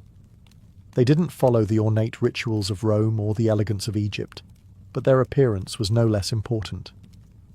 To the Celts, grooming and adornment were signs of vitality, bravery, and tribal identity. And yes, even warriors had favourite combs. Celtic men and women alike paid attention to their looks. Bronze combs, razors, and tweezers have been found in burial sites, showing that personal grooming was valued. Hair was considered sacred, and both sexes often wore it long, wavy, and styled with lime or animal fat for volume and stiffness, giving warriors that famous spiked or swept-back look that struck fear into their enemies. But perhaps the most iconic element of Celtic appearance was woad, the blue dye extracted from the Isatis tinctoria plant. Warriors painted swirling designs across their faces and bodies, not only to intimidate foes in battle, but also for ceremonial or spiritual reasons. While some debate how widespread woad use truly was, classical writers like Julius Caesar certainly thought it terrifying enough to mention. Jewellery was essential, not just for adornment, but for identity and social rank. Elaborate torques, neck rings made from twisted gold or bronze, were worn proudly by both men and women. Earrings, bracelets, and hairpins added to the visual power. These weren't just accessories, they were badges of strength, lineage, and honour. Makeup was subtler but present. Red ochre was used on cheeks and lips, particularly by women of noble status. Tattoos and body paint may have also had a role in storytelling, marking key life events, tribal affiliations, or spiritual achievements. Animal symbolism was deeply woven into Celtic belief, and it's likely that some body art reflected that connection. Mirrors, polished bronze discs with decorated backs, were found in graves of elite women, suggesting that self-presentation held both social and ritual weight. Beauty, for the Celts, wasn't just about seduction, it was about identity. A well-groomed warrior was seen as disciplined, a finely adorned woman as wise and powerful. In the Celtic world, beauty was raw, elemental, and filled with pride. It honored both the earth beneath their feet and the spirits they believed watched from the trees. Across ancient civilizations, beauty didn't end with life. It extended into death. From the embalmed faces of Egyptian mummies to the perfumed bodies prepared for Roman funerals, cosmetics were not merely tools of seduction or status. They were sacred, offerings to the divine, marks of respect for the dead, and symbols of a person's identity carried into eternity. In ancient Egypt, this belief was especially vivid. The dead were buried with their makeup palettes, coal containers, and scented oils, often placed carefully within the tomb beside Shabti figurines and amulets. Why? Because looking presentable in the afterlife mattered. You were expected to meet the gods looking divine. Tomb paintings show the deceased wearing full makeup, rouged cheeks, elaborate wigs, eyes lined in perfect black. Beauty was eternal, and cosmetics were as essential as food and water for the journey to the next world. The Romans too took grooming seriously in death. Elite Romans prepared their bodies with myrrh, cinnamon, and spikenard. Perfumed oils preserved the flesh and masked the smell of decay, but more than that, they elevated the body to a godlike state. Roman funerals were public displays of wealth and virtue, and a well-groomed corpse reflected honor on the entire family. Among the Greeks, funerary rites included washing the body, dressing it in fine robes, and adorning it with oils and garlands. Mirrors, combs, and cosmetic tools were buried with women, especially among the aristocracy. This wasn't vanity. It was remembrance. These objects told a story about who the deceased had been, refined, admired, connected to the divine order of beauty. In Mesopotamia, oils and incense were used to anoint the dead as part of sacred ritual. Cosmetic substances were believed to have protective properties, warding off demons and ensuring a peaceful passage to the underworld. Death was not an erasure of beauty, but a transformation of it into something cosmic and enduring. Even in prehistoric burials, red ochre has been found sprinkled over bodies, possibly symbolic of blood, rebirth, or vitality. It suggests that the impulse to beautify and sanctify the body in death is as old as civilization itself. Across cultures and centuries, cosmetics bridged the mortal and the divine. In life, they dazzled. In death, they consecrated. Beauty wasn't fleeting. It was forever. Beneath the chaotic rhythm of Istanbul, the calls to prayer, the ferry horns on the Bosphorus, the footsteps of tourists rushing between mosques and markets, there is silence. Cool, echoing, ancient silence. You step down a stone staircase, and the temperature shifts. The air becomes damp. Then suddenly, the city vanishes, and the Basilica cistern swallows you whole. Built in the 6th century under Emperor Justinian the Great, the Basilica cistern, known in Turkish as Yerebatan Sarnıcı, is the largest surviving underground water reservoir from the Byzantine Empire. It's a hidden cathedral of water, vast, brooding, and quiet as a tomb. Over 300 feet long and 200 feet wide, it once held up to 80,000 cubic meters of water, enough to supply the Great Palace of Constantinople and surrounding buildings. But this wasn't just a utilitarian tank. No, the Byzantines built even their water storage with ambition. The cistern is supported by 336 marble columns, most towering over 9 meters tall, arranged in 12 perfect rows. The ceilings they hold curve gently into vaults, creating the illusion of a cathedral submerged in shadow. Reflections ripple beneath your feet. It feels as if you've stepped into the underworld, lit only by the glint of water and the occasional flickering spotlight. The source of this water? The distant Belgrade forest, brought through aqueducts stretching for miles. Water in Constantinople was survival. The city had been sieged more times than anyone could count. And in times of war, when aqueducts were cut and fountains ran dry, the Basilica cistern ensured life continued underground. For centuries, it was forgotten. After the Ottoman conquest of Constantinople in 1453, the cistern slipped from public memory, its entrances sealed, its purpose lost. Locals spoke of houses with mysteriously wet basements, some even fished from their floors. It wasn't until the 16th century that a curious scholar rediscovered it, guided by tales of water that whispered beneath the earth. Today, it stands not just as a monument to Byzantine ingenuity, but as a surreal echo of a world that once ruled the known earth. A place where time seems to drip slowly from the ceiling, and the ghosts of emperors walk silently between the columns. To understand the Basilica Cistern, you have to understand its creator, Emperor Justinian the Great.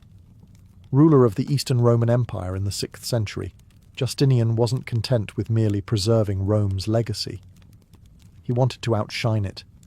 He built cathedrals, courts, walls, and aqueducts, a stone and mortar declaration that Constantinople was the new Rome. And beneath the city's foundation, he built a marvel no one would see, the Basilica Cistern. Construction began around 532 CE, shortly after the Nika riots burned half the city to the ground. In the smouldering aftermath, Justinian commissioned a new underground water reservoir that would not only supply his rebuilt imperial palace, but also withstand siege and fire. It was both a precaution and a political statement. Constantinople would never thirst, and the emperor would never falter. The cistern was built on the site of a former basilica, hence the name, and would require enormous resources. Thousands of labourers, including prisoners of war, carved out a space nearly the size of a cathedral beneath the city. The result was an underground reservoir measuring 138 by 64 metres, supported by 336 columns, many of them reused, or spolia, taken from older Roman and Greek temples. Reusing columns wasn't just economical, it was symbolic. Justinian was literally building a new empire on the ruins of the old. Doric, Ionic, and Corinthian capitals sit side by side, reminders that Rome's grandeur had been inherited, reshaped, and submerged beneath Constantinople. The engineering was astonishing. Vaulted ceilings distributed weight evenly. Brick walls were waterproofed with thick layers of mortar. Arched supports prevented collapse. And most importantly, the cistern was fed by the Varlans and Hadrian aqueducts, some stretching over 19 kilometres from the Belgrade forest.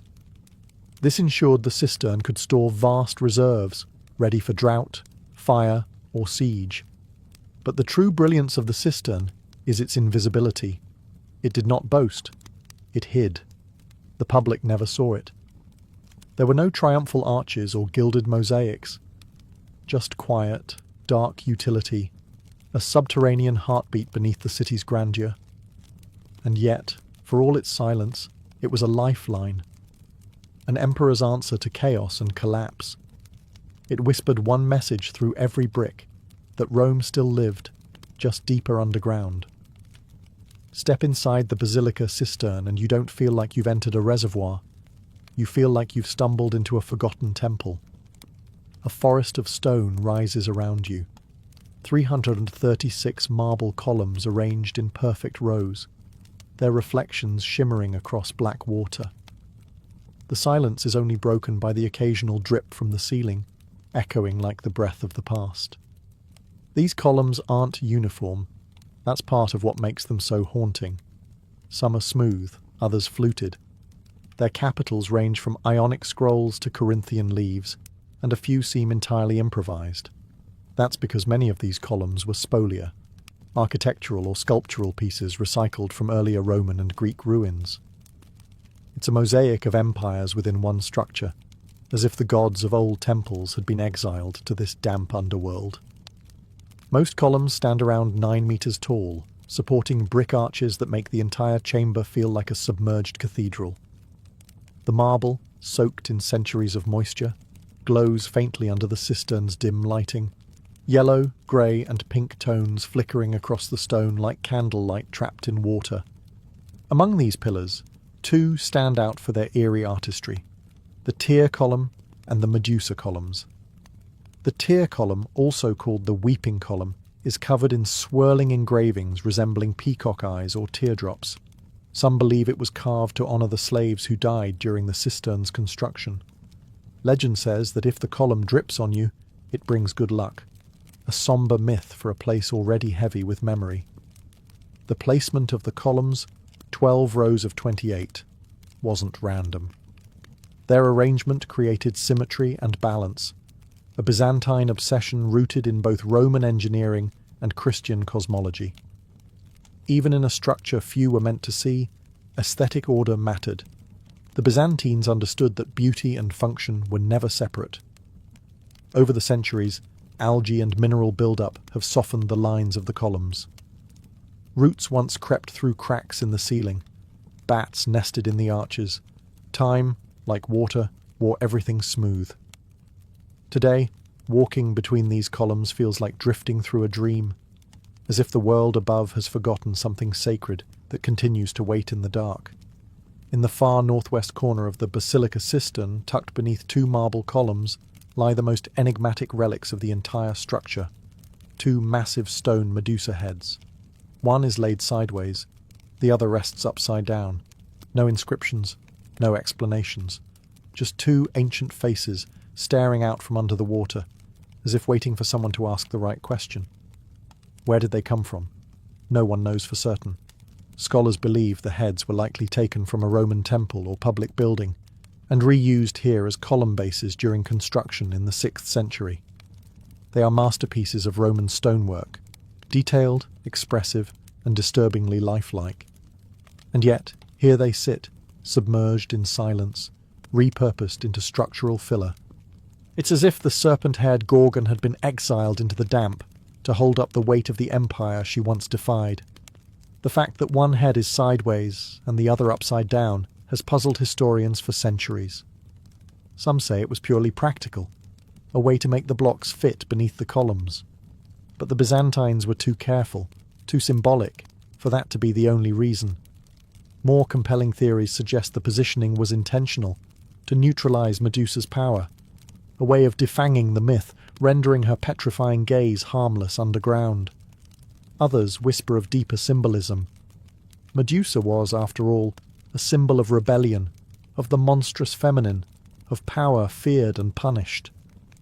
To place her beneath the feet of the empire, literally, may have been a quiet political message, a sculptural act of domination.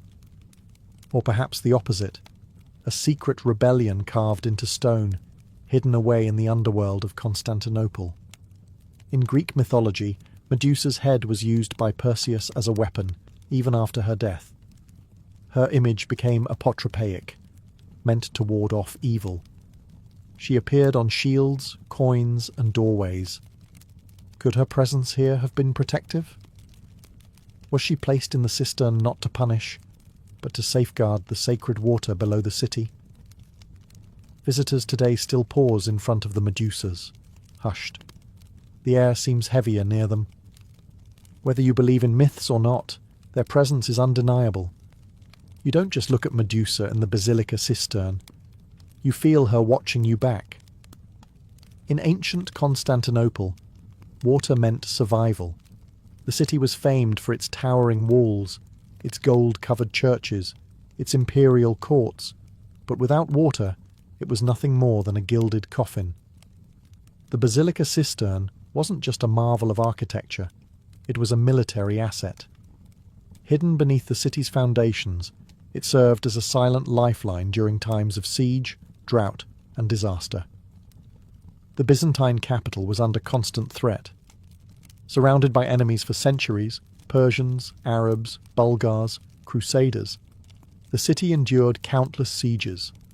One of the most devastating was the Arab siege of 718 CE, where food and water supplies were stretched thin for over a year. While aqueducts could be cut or poisoned, the cisterns, sealed underground and stocked in advance, ensured that Constantinople did not fall. The basilica cistern, with its massive capacity, helped sustain the palace and nearby districts through these long, desperate days. Its water was channeled in from the Belgrade forest, located over 19 kilometers away. A system of elevated aqueducts, most notably the Valens aqueduct, delivered water to the city, which was then stored in open-air cisterns and covered structures like this one. The basilica cistern stood out because it was both covered and underground, protected from heat, sunlight, and contamination.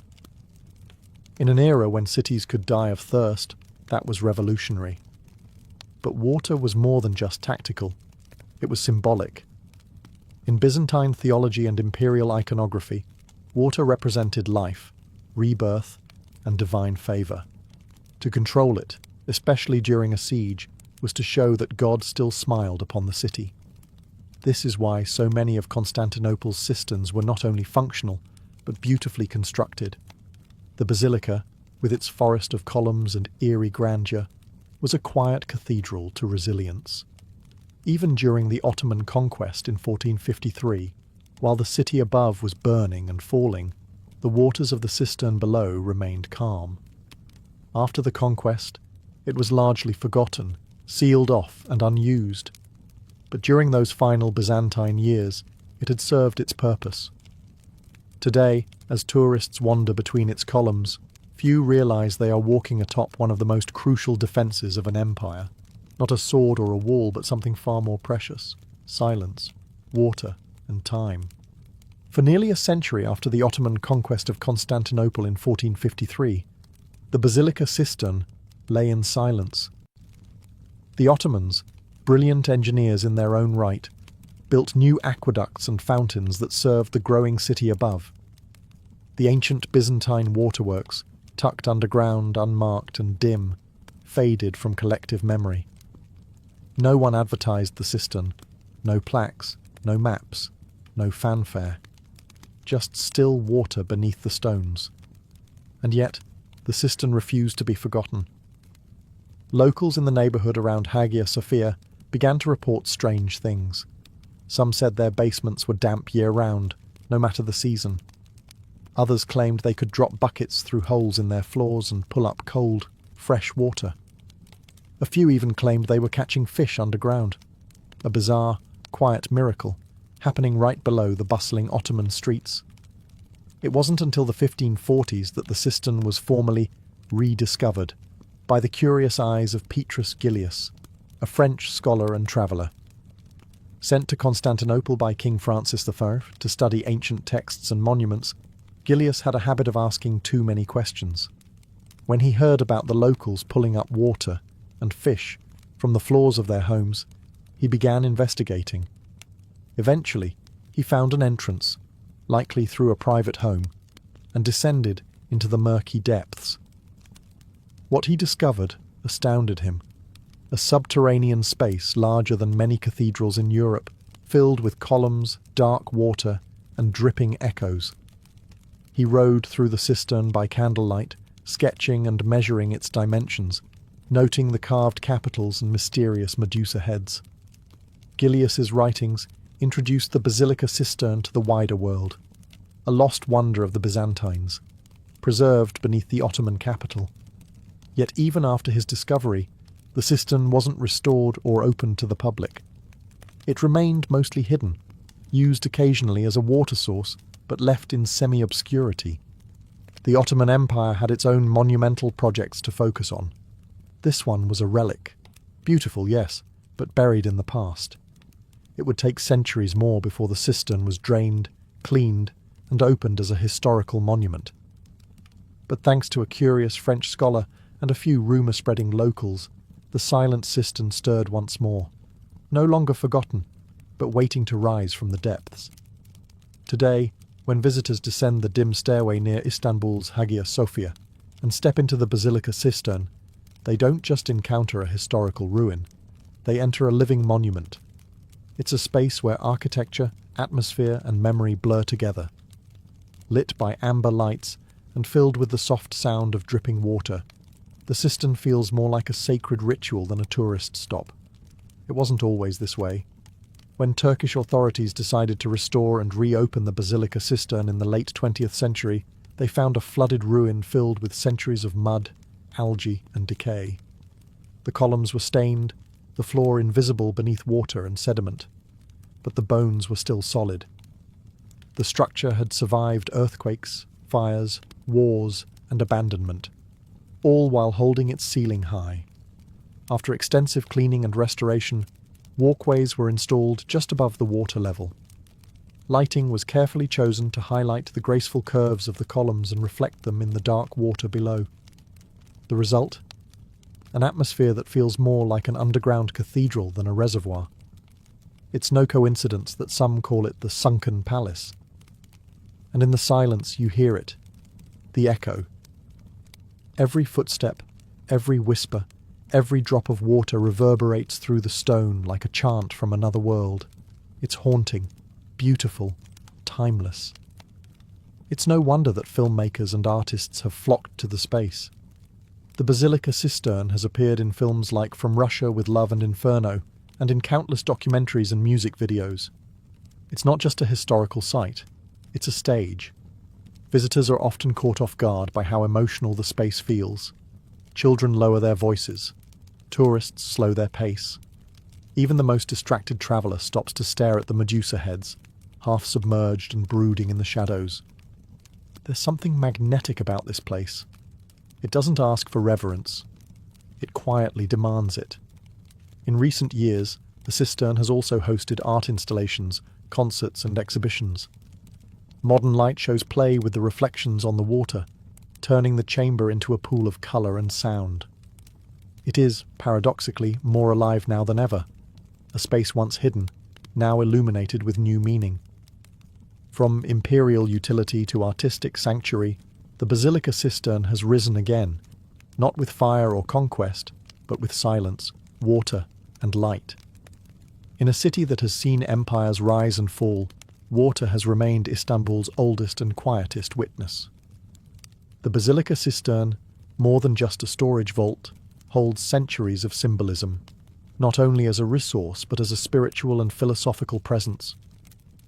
The Byzantines, and later the Ottomans, understood that water was never just about hydration. It was about purification, power, and the thin veil between worlds. Water in the cistern moves slowly. It does not rush, and it does not speak. It ripples and reflects. Light dances across its surface, breaking the symmetry of the columns. In this there's a kind of sacred theatre. The stillness forces you to look inward. Like a mirror, the cistern reflects not just light, but history, identity, and myth. In Byzantine theology, water played a central role in rebirth. Baptism, the most essential Christian ritual, was a watery transition from death to life, sin to purity. While the Basilica Cistern wasn't used for religious ceremony, its aura evokes that same liminal space. You descend into the earth and encounter darkness, then light, then silence.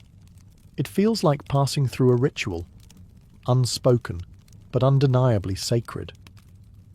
Some scholars argue that the location of the cistern, near the Hagia Sophia and the Great Palace, was no accident. It served not only as infrastructure, but as symbolic assurance. The emperor's court was not built on dry foundations, but on flowing, living water. Beneath every throne, a river. Beneath every law, reflection. The Ottomans, too, revered water. Their gardens, palaces and mosques were designed around fountains and pools. Water represented divine mercy in Islam, rahmah, and architectural water features reminded the faithful of paradise. The Basilica Cistern may have been a Byzantine creation, but it fit quietly into Ottoman cosmology, cool, hidden, and eternally flowing. And then there's the psychological symbolism. Walking through the cistern evokes more than awe. It whispers memory, the way light filters through columns, the hush of footsteps echoing across water, the slow drip from a ceiling that seems to breathe. It is a space that doesn't rush to reveal itself. It waits, like water, like history. Today the Basilica Cistern is no longer hidden. It stands proudly among Istanbul's top destinations, a haunting yet majestic reminder that the city's true heart beats not just in its minarets and mosques, but deep beneath the ground. Millions descend its steps every year, not just to learn about ancient hydraulics, but to feel the weight of time pressing gently from the walls. In a city bursting with noise and movement, the cistern is one of the few places where silence dominates. tourists instinctively whisper. Even the click of a camera shutter seems too loud. And yet, there's life here. Not just in the steady flow of visitors, but in the subtle shifts of light, the quiet splashes, and the performances that occasionally bring this space roaring back to life. Over the last 2 decades, the cistern has hosted art exhibits, laser shows, classical music concerts, and sound installations that merge past and present. Artists and architects treat it as a canvas, a sacred space where history is not locked in glass but is part of the atmosphere. You don't observe the basilica cistern from a distance. You walk through it. You breathe it in. Restoration efforts have been delicate but vital. The columns have been cleaned, structural supports reinforced, and walkways improved to allow better access. At the same time, care has been taken not to strip away the very things that make it otherworldly. The soft lighting, the cool air, the low hum of dripping water. It remains an engineering marvel, yes, but also a reminder that infrastructure can be beautiful, even mystical. While the modern world debates utility versus aesthetics, the Byzantines created a water tank as elegant as a cathedral. That contradiction still stuns visitors today. Above ground, Istanbul pulses with new energy.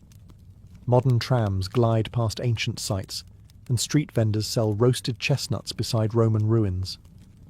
Yet directly below it all lies the basilica cistern, unmoved, unbothered, eternal. It holds the stories of emperors, architects, invaders, and dreamers, all now echoes in the damp stone. In the basilica cistern, time doesn't feel linear. It loops like water circling in a basin. Past and present meet in silence, and for a moment, you're not just in Istanbul. You're in Byzantium, in Constantinople, in a shadow world that never really left.